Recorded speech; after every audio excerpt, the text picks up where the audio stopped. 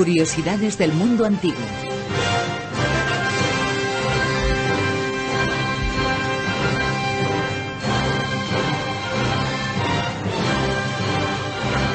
Es la historia de una guerrera, de una mujer que lideró a todo un pueblo, que defendió la libertad alta, muy alta, de larguísimos cabellos pelirrojos y de tez clara, y decían que solo con el poder de su mirada era capaz de doblegar a los enemigos. Esos enemigos eran los romanos, y ella se llamaba Boadicea.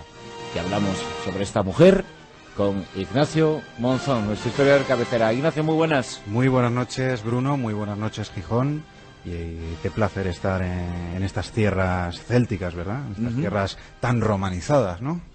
Digo yo. ¿Cómo te encanta a ti eso? Esas risas no las he entendido, ¿no? Aquí hay mucho celta suelto. ¿Eso sería malo? No, hombre. No. Se integraron perfectamente en el imperio. Sí. Digo yo. ¿A ti te paga Suetonio o alguno de estos? No, a mí no me pagan. En todo caso les pago yo a ellos. Sí. Pues haces muy buena campaña tú, del pueblo romano.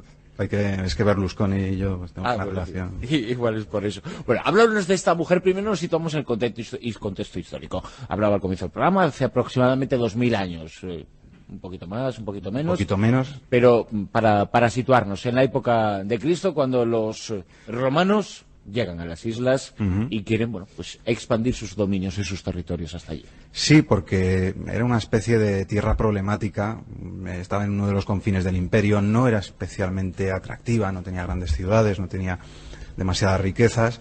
Julio César había desembarcado un par de veces, incluso había llevado elefantes, pero básicamente había conseguido una especie de sumisión más teórica que práctica. Augusto había hecho lo mismo, Calígula también, y cuando le llega el turno a Claudio, el emperador tartamudo, que yo creo que todos recordamos por esa magnífica serie, esas magníficas novelas de Robert Graves, pues le surge esa idea, ¿no? Necesito victorias militares, ¿dónde las puedo obtener? Pues en Britania. ¿Qué pasa? Que a la muerte de Claudio sabemos que hubo toda una serie de problemas y, curiosamente, las fuentes romanas, que en este caso son básicamente Tácito, uno de los mejores historiadores latinos, y Dion Casio, pues prácticamente reconocen que la culpa en este caso fue de los romanos. Un poco bestias, ¿no? Bastante. Las tierras conquistadas pues ofrecían muchísimas posibilidades para medrar socialmente, para causar auténticas sangrías, porque como eran tierras sometidas, pues prácticamente no tenían derechos, ¿no? Es lo que tiene el conquistador. Dice, tus derechos te los doy yo porque te he vencido, es derecho de conquista. Soy más fuerte que tú, soy más digno que tú, mis dioses son mejores, etcétera. Siempre se busca esa razón.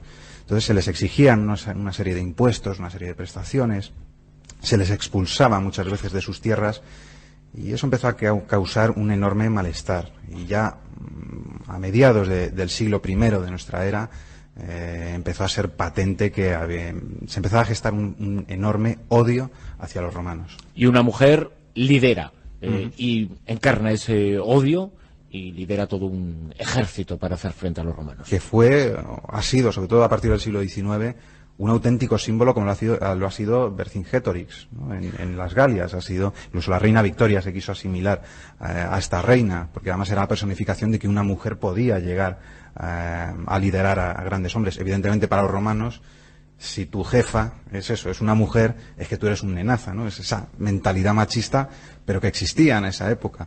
También me acuerdo que lo comentábamos además en el tren, ¿no? Lo que decía. Joder. Claro, era que a los romanos se les enfrentase una mujer y que incluso llegase a ganar batallas porque les derrota en varias ocasiones, era especialmente doloroso. Pero cuenta el motivo por qué ella se expone y lucha contra los romanos. Lo que nos dicen, y como digo, además nos lo dicen dos grandes historiadores, es que ella era la esposa de Prasatagus, era una princesa, era la esposa de un rey, del rey de los Iceni, un pueblo céltico que habitaba en la zona de Norfolk, en la zona este de Inglaterra, de la actual Inglaterra, y cuando su marido muere, tiene unas grandes deudas económicas con Roma. Roma le había prestado muchísimo dinero y además había sido aliado de los romanos, y deja su reino en herencia a sus hijas, solo tenía hijas, no tenía ningún hijo varón, y a Roma.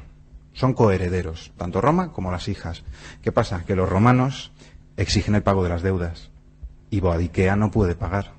Sus gentes, los Iceni, no pueden pagar tampoco. Se dice incluso que Séneca, el cordobés Séneca, también había metido la mano y había prestado muchísimo dinero y lo estaba exigiendo.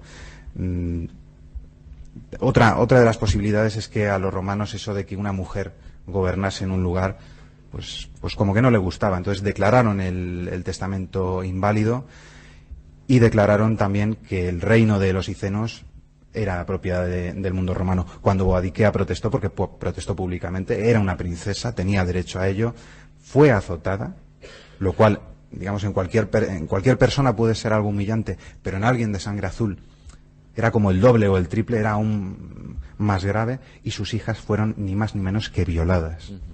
Se les quitó esa honra, digamos, ese honor, ese stuprum que dirían los romanos, que además era irrecuperable. Y sin embargo, durante los primeros años de combate, ella, cuando se levanta contra los romanos, en un principio, aunque después las torres cambiaron, pero en un principio se convierte en el azote de los romanos. Sí, porque ese malestar que habían generado los romanos le dio mucha fuerza a ella. Estamos hablando también de que jugaba en casa, ¿no? Conocía perfectamente el terreno, conocía mejor el terreno que los romanos. Los romanos prácticamente la subestimaron, estaban muy separados, las fuerzas legionarias no estaban unificadas. Un poquito las tácticas guerrilleras, ¿no? Podríamos decir que utilizaba. Eso es lo que pensamos en un principio, pero es que llega a enfrentarse en combate abierto a parte de una legión romana y la derrota completamente. Es decir, ya se está enfrentando con su ejército, ya está dando la cara, llega a asediar 3 ciudades romanas, bueno, 3 ciudades de las que se habían adueñado los romanos en la isla. Una de ellas es Londinum. Si acabas con Londinum, y ahí se demuestra la inteligencia de Boadicea, cortas los suministros, dejas completamente encerrados a los romanos en la isla. No tienen manera de escapar, ni tienen manera de recibir refuerzos. Es decir, es una mujer con un pensamiento estratégico perfecto. Pero finalmente los romanos logran rehacerse, cambian la estrategia y derrotan. Suetonio Paulino, que aquí es, evidentemente, para los romanos, es el bueno de la película, no decide enfrentarse directamente, sino que va reuniendo sus fuerzas, va recabando aliados allí donde puede y atrae a los icenos y a toda esa confederación de pueblos justamente a una región muy angosta donde no podían desplegarse y se aprovecha de todas las debilidades de esos pueblos célticos que eran muy buenos combatiendo, pero evidentemente tenían sus puntos flacos, y llega a derrotarles en combate. Es verdad que aún así es prácticamente un año entero durante el gobierno de Nerón en el que Boadicea les pone en jaque, pero bueno, el buen hacer de este hombre hizo que el ejército de los icenos fuera completamente desbandado, y Boadicea, en un acto, digamos, heroico, porque eso también se retrató, antes de ser capturada por los romanos, decide quitarse la vida. Es un acto... Es un final, además, legendario, para una trayectoria muy legendaria, ¿no? También la de Boadicea. Exacto, porque también es un acto de valor quitarse la vida. Es verdad que ella se envenena, no se clava una espada, ¿no? Como era lo más honorable. Pero, sin embargo, yo creo que incluso en Dion Casio y en Tácito, a pesar de esa maldad, se nota esa grandeza de esta persona.